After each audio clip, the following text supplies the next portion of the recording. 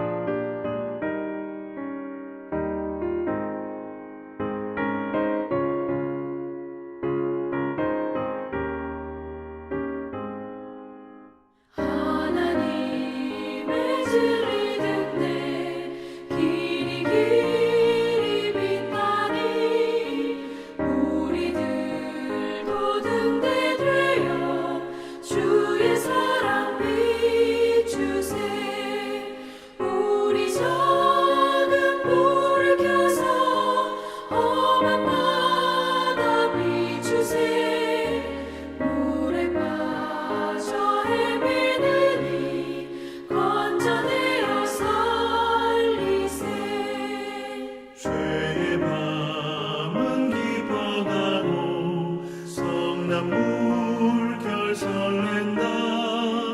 어디 불빛 없는다고 찾는 물이 많구나. 우리 작은 불을 켜서 험한 바다 비추세. 물에 빠져 헤매느니 건져내어 살리세.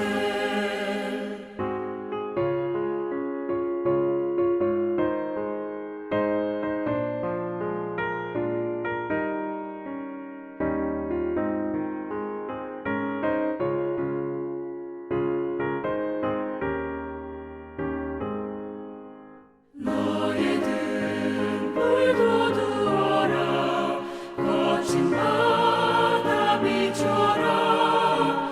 빛을 찾아 헤매느니 생명선을 건져라. 우리 작은 불을 켜서 험한 바다 비추세. 물에 빠져 헤매느니 건져내어 살리세.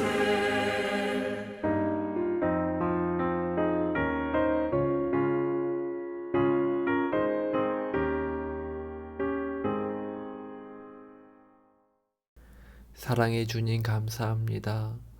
오늘도 우리에게 새날을 허락해 주시고 주님의 말씀과 기도로 하나님의 존전에 나아갈 수 있는 은혜 주심에 감사드립니다. 도무지 구원받을 자격 없는 나를 무조건적인 사랑과 저항할 수 없는 은혜로 구원해 주시고 주의 자녀 삼아 주심에 감사와 찬양 올려드립니다. 우리를 향한 하나님의 뜻이 범사에 감사하고 항상 기뻐하고 쉬지 말고 기도하는 것인데 우리가 이 중에 하나도 제대로 지키지 못한 것을 이 시간 자백합니다.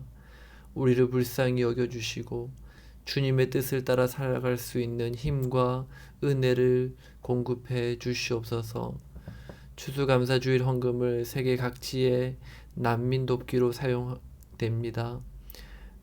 꼭 난민 돕기가 아니더라도 범사에 감사하는 일에 게을리하지 않게 하시고 매 순간마다 베풀어 주시는 은혜를 기억하고 그 은혜에 반응하며 나보다 더 힘든 자를 도울 수 있는 그러한 저희가 되게 하여 주옵소서. 이번 주부터 연말 구디백 사역이 본격적으로 시작되었습니다. 그리고 하나님 은혜로 모든 구디백 신청 개수가 채워졌습니다. 그러나 노인 가정 방문 신청이 아직 채워지지 않았는데 가능한 많은 가정이 신청하여서 싱가포르의 현지 가정을 방문하고 그들과 작은 만남을 통해서 성탄절의 진정한 의미를 그 만남을 통해서 전달하는 그러한 은혜가 있게 하여 주옵소서. 이번 주 세례받고 입교한 학생들 또 성도님들이 있습니다. 저들의 입술의 고백을 통해서 주님 앞에 나아갔는데 그 고백대로 저들의 인생이 오직 하나님과 동행하는 복된 인생 되게 하여 주시고 비록 신앙의 좁은 길을 걸어갈 때에 많은 고난과 어려움도 있겠지만 그때마다 주님을 더욱 의지함으로 모든 어려움들 넉넉히 이기고 승리하며 살아가게 하여 주시옵소서.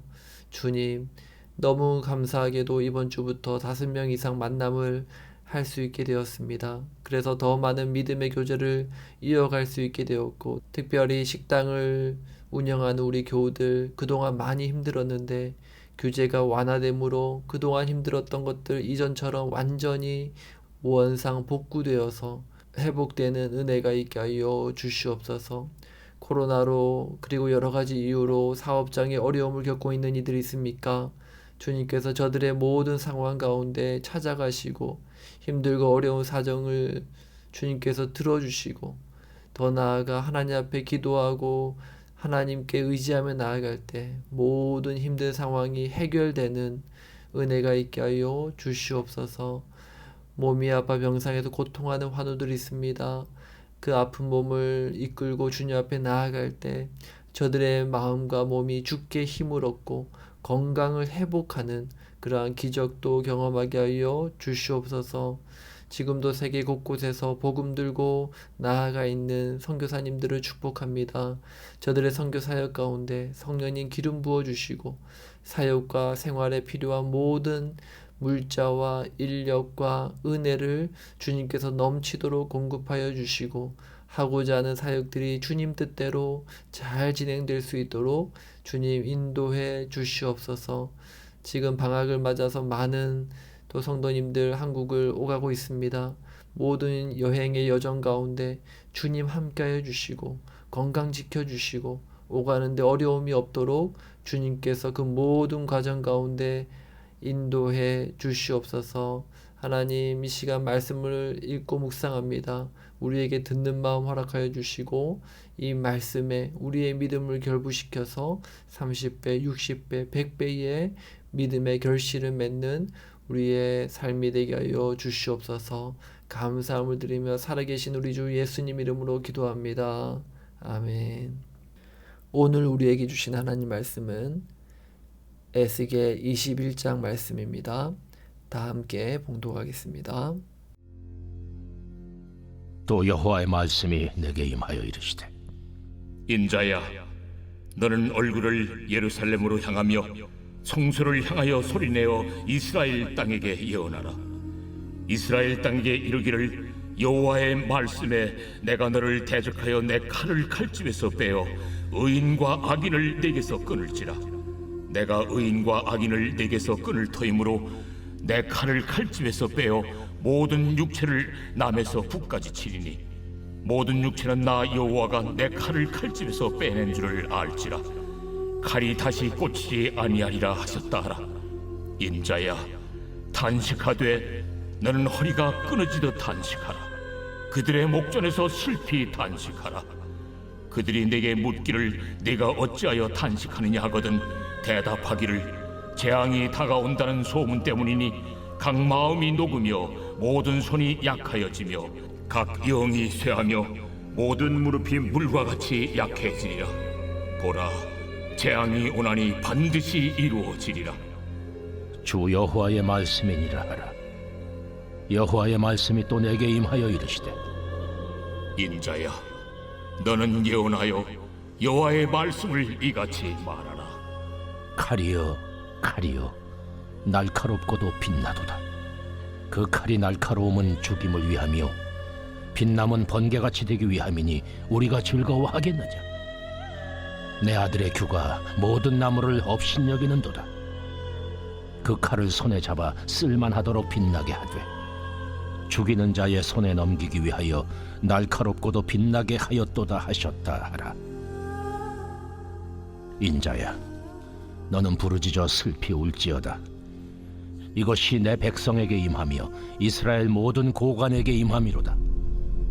그들과 내 백성이 함께 칼에 넘긴 바 되었으니 너는 내 넓적다리를 칠지어다. 이것이 시험이라. 만일 업신여기는 규가 없어지면 어찌할까. 주 여호와의 말씀이니라. 그러므로 인자야, 너는 예언하며 손뼉을 쳐서 칼로 두세 번 거듭 쓰이게 하라. 이 칼은 죽이는 칼이라. 사람들을 둘러싸고 죽이는 큰 칼이로다. 내가 그들이 낙담하여 많이 엎드러지게 하려고 그 모든 성문을 향하여 번쩍번쩍하는 칼을 세워놓았도다. 오라, 그 칼이 번개 같고 죽이기 위하여 날카로웠도다. 가라 모이라, 오른쪽을 치라, 대열을 맞추라. 왼쪽을 치라, 향한 대로 가라. 나도 내 손뼉을 치며 내 분노를 다 풀리로다.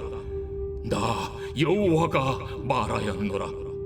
여호와의 말씀이 내게 임하여 이르시되 인자야, 너는 바벨론 왕의 칼이 올 두 길을 한 땅에서 나오도록 그리되 곧 성으로 들어가는 길 어귀에다가 길이 나뉘는 70표를 하여 칼이 암몬 족속의 라빠에 이르는 길과 유다의 견고한 성 예루살렘에 이르는 길을 그리라. 바빌론 왕이 갈래길 곧 두 길 어귀에 서서 점을 치되 화살들을 흔들어 우상에게 묻고 희생제물의 간을 살펴서 오른손에 예루살렘으로 갈 점괘를 얻었으므로 공성태를 설치하며 입을 벌리고 죽이며 소리를 높여 외치며 성문을 향하여 공성태를 설치하고 토성을 쌓고 사다리를 세우게 되었나니 전에 그들에게 맹약한 자들은 그것을 거짓 점괘로 여길 것이나 바벨론 왕은 그 죄악을 기억하고 그 무리를 잡으리라.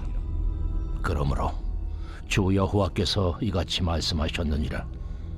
너희의 악이 기억을 되살리며 너희의 허물이 드러나며 너희 모든 행위의 죄가 나타났도다. 너희가 기억한 바 되었은즉 그 손에 잡히리라.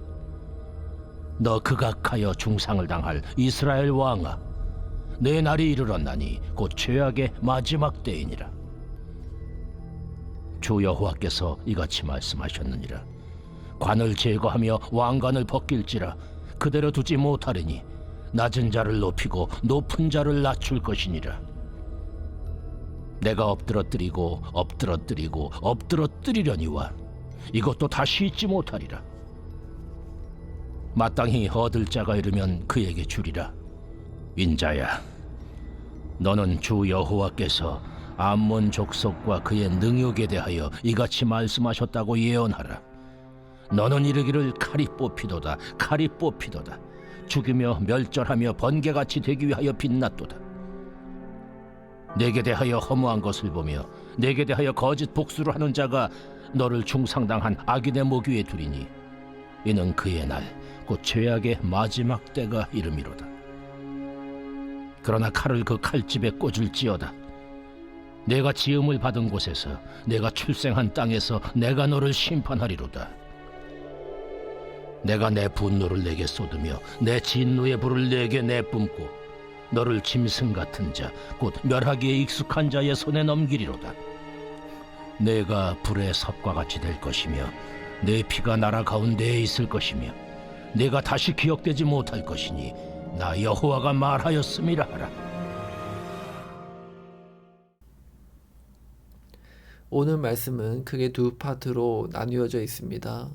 1절부터 27절까지는 유다를 향한 심판의 말씀이고 28절부터 마지막까지는 암몬을 향한 심판의 말씀입니다. 그리고 21장 전체를 한마디로 요약하면 칼의 노래입니다. 유다를 향한 그리고 암몬을 향한 하나님의 칼, 즉 하나님의 심판에 대한 말씀인 것입니다. 오늘 본문 10절 말씀입니다.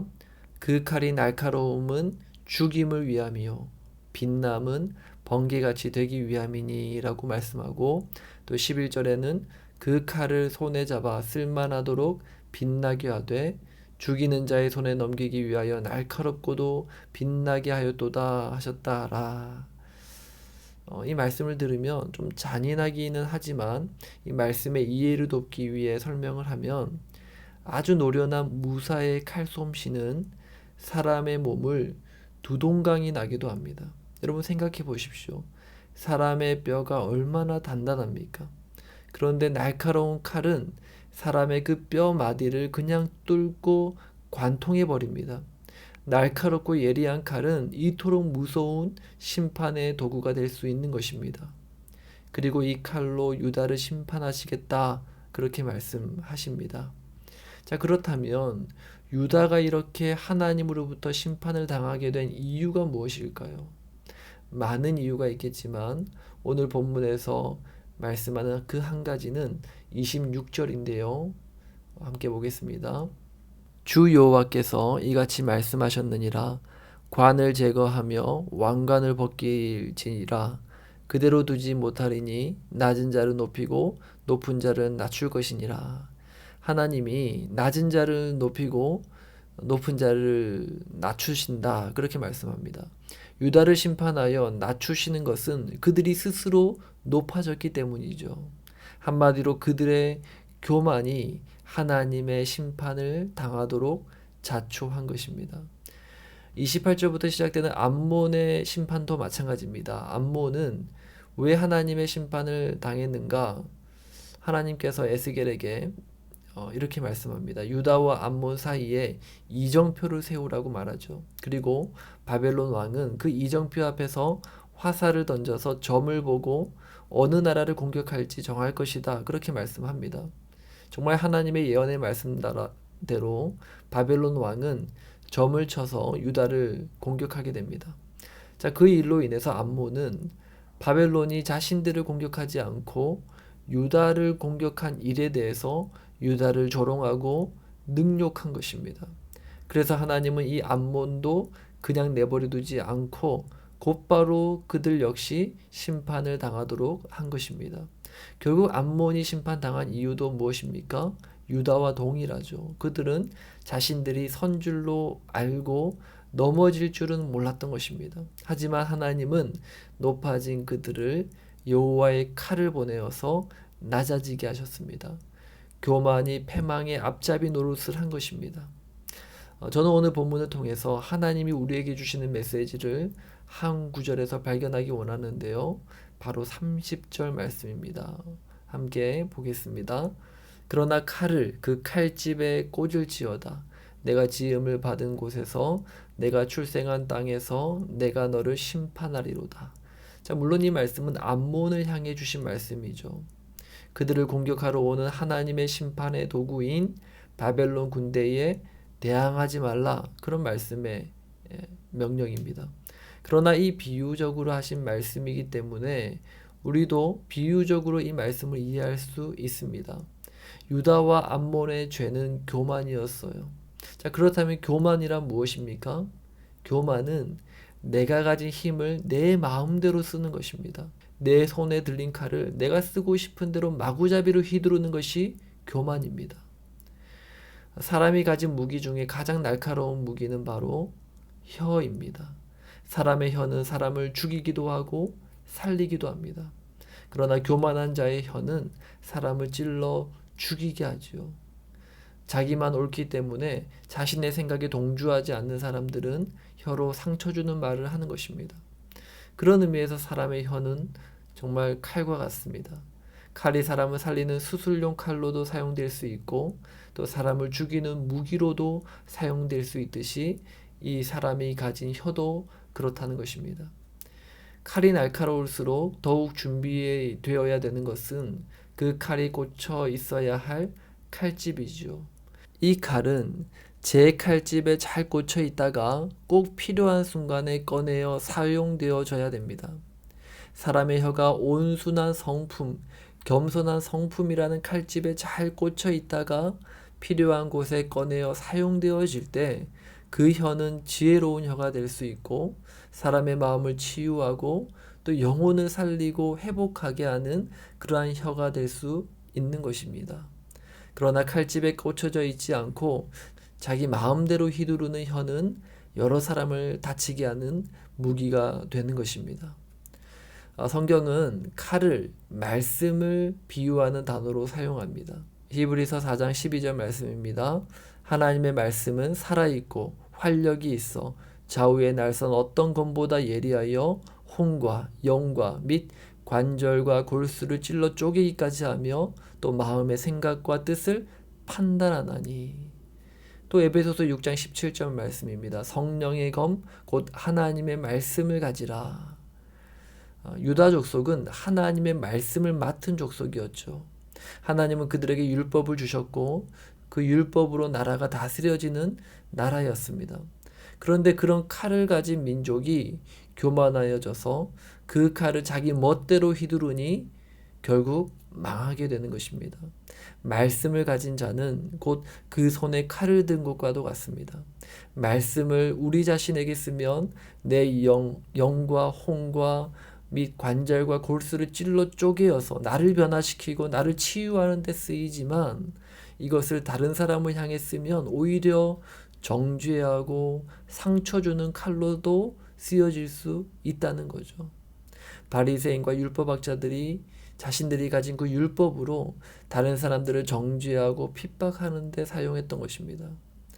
그러므로 성경은 말씀을 맡은 우리에게 먼저 그 칼집을 준비하라고 가르치고 있습니다.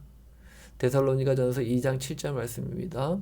우리는 그리스도의 사도로서 마땅히 권위를 주장할 수 있으나 도리어 너희 가운데서 유순한 자가 되어 유모가 자기 자녀를 기름과 같이 하였으니. 사도 바울이 뭐라고 말합니까? 우리는 그리스도의 사도로서 마땅히 권위로 주장할 수 있다.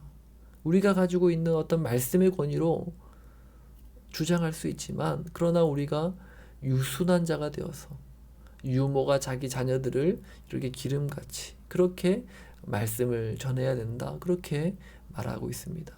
또 디모데후서 2장 23절부터 25절 말씀인데요. 조금 길지만 제가 봉독하겠습니다. 어리석고 무식한 변론을 벌이라. 이에서 다툼이 나는 줄 알미라.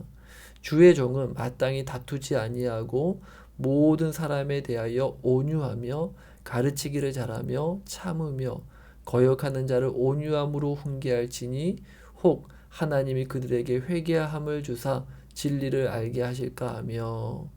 자, 말씀을 맡은 자가 어떻게 해야 된다고요? 어리석고 무식한 변론을 버리라는 거예요.